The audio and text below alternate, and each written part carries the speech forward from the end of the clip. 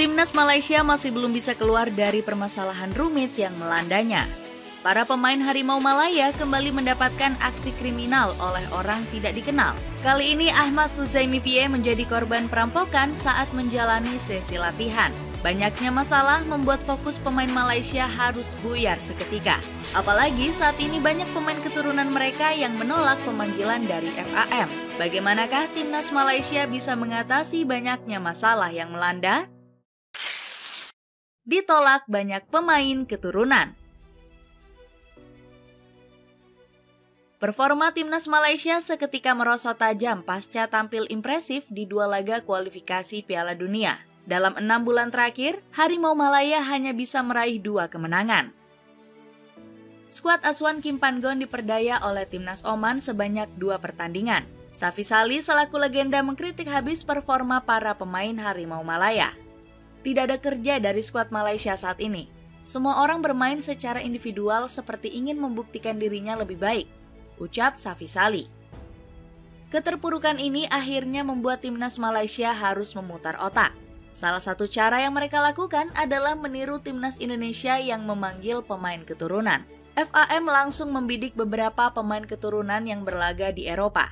Hal ini langsung dikonfirmasi Datuk Nur Azman selaku Sekretaris Jenderal FAM. Kami telah mengidentifikasi beberapa pemain keturunan Malaysia. Namun keputusan apakah akan memasukkan para pemain ini ada di tangan Kim Pan-gon dan Garrido, ucap Datuk Nur Azman. Salah satu nama yang dikabarkan sudah tertarik untuk membela Harimau Malaya adalah Ferdi Druif.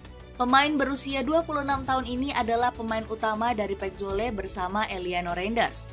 Bahkan pemain ini sudah menyampaikan keinginannya untuk membela Harimau Malaya. Keinginan saya membela Timnas Malaysia ada, tetapi buat saat ini saya sedang menyediakan dokumen yang membuktikan nenek saya dilahirkan di Malaysia, ucap Druif.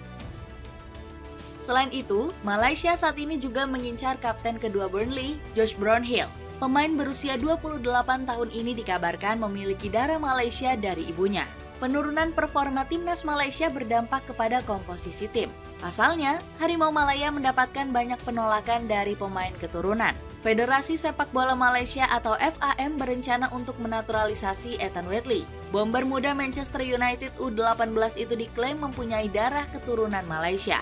Namun Ethan menolak mentah-mentah tawaran FAM karena dinilai tak punya darah keturunan Malaysia.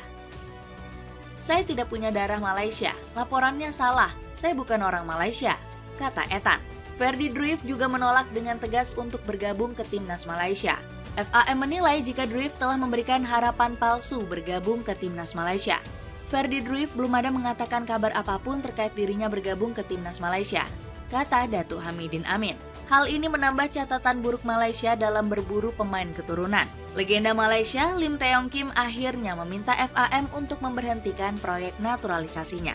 Bagi saya, program naturalisasi perlu ditamatkan, karena ia tidak memberikan kebaikan untuk bola sepak secara luas, tegas Teong Kim. Tetap mengusung target berani.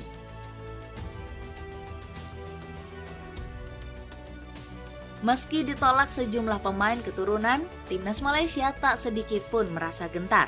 Kim Pan-gon selaku pelatih bakal menurunkan komposisi terbaik skuad Harimau Malaya. Pelatih asal Korea Selatan ini enggan memandang remeh persaingan di grup A.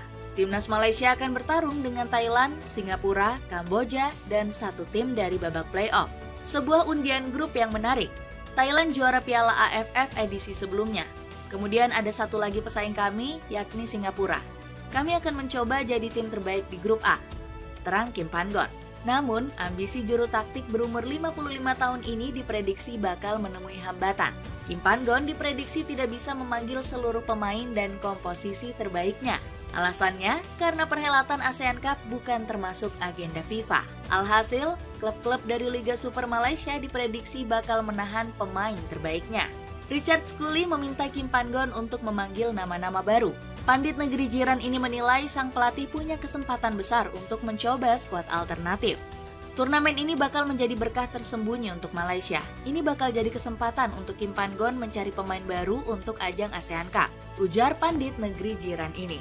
Kerangka skuad Harimau Malaya di ASEAN Cup bisa dilihat dari lanjutan kualifikasi Piala Dunia. Kim Pan-gon dirumorkan bakal mencoret 3 nama beken. Akhir Rashid, Arif Aiman diragukan bakal membela skuad Harimau Malaya. Kedua pemain ini baru pulih dari cedera sehingga diprediksi belum cukup bugar untuk dipanggil. Selain itu ada Faisal Halim yang masih belum pulih usai diserang menggunakan air keras. Pemain milik Selangor FC ini bahkan sampai harus 2 kali menjalani operasi. Rumor bobroknya Federasi Malaysia.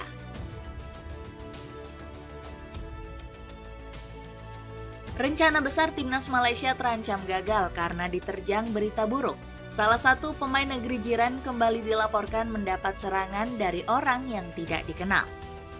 Kasus penyerangan ini semakin menambah kekacauan di sepak bola Malaysia. Ahmad Huzaimi menjadi korban berikutnya usai kediamannya dirampok oleh orang tidak dikenal. Pemain milik Selangor FC ini mengalami kerugian besar usai menjadi korban perampokan. Harta benda seperti sepeda motor hingga data pribadi milik Ahmad Huzaimi hilang dicuri. Kejadian buruk ini menimpa pemain yang akrab disapa Jimmy ini pada siang hari. Bek berumur 30 tahun ini sedang menjalani sesi latihan bersama Selangor FC saat rumahnya dirampok. Media lokal Malaysia seperti Cosmo turut membeberkan kronologi terjadinya perampokan ini. Dari keterangan polisi, kejadian tersebut terjadi kala Jimmy meninggalkan rumah pada siang hari untuk menjalani sesi latihan bersama Selangor FC. Saat Jimmy tiba pada malam hari, dia melihat pintu rumahnya sudah terbuka. Tulis Cosmo. Perampokan yang menimpa Jimmy ini semakin menambah daftar kekacauan sepak bola Malaysia. Sebelumnya sudah ada 3 kasus penyerangan yang menghebohkan netizen negeri jiran. Gara-gara kekacauan ini, Safi Salih selaku legenda Malaysia sampai khawatir. Ex-bomber Harimau Malaya ini mengaku bakal menyewa pengawal pribadi karena takut diserang. Sebagai mantan pemain, saya merasa terpengaruh. Saya berhati-hati setelah ini. Dan saya tidak akan berjalan sendirian setelah ini. Saya harus menyewa petugas keamanan untuk memastikan keselamatan saya dan keluarga, ujar Safi Salih. Selain menghadapi permasalahan teror, publik Malaysia juga dihadapkan dengan polemik FAM. Federasi Malaysia ini sempat tersandung kasus dugaan korupsi dan penyalahgunaan kuasa. Kabar ini pertama kali muncul dari sebuah surat tanpa nama yang diterima oleh FAM. Surat tersebut menyebutkan bahwa Presiden FAM melakukan tindakan korupsi. Namun, rumor ini dibantah langsung oleh Datuk Hamidin selaku Presiden FAM. Semua yang disebutkan dalam surat tersebut hanyalah serangan pribadi. Hal ini nampaknya datang dari pihak yang tidak puas.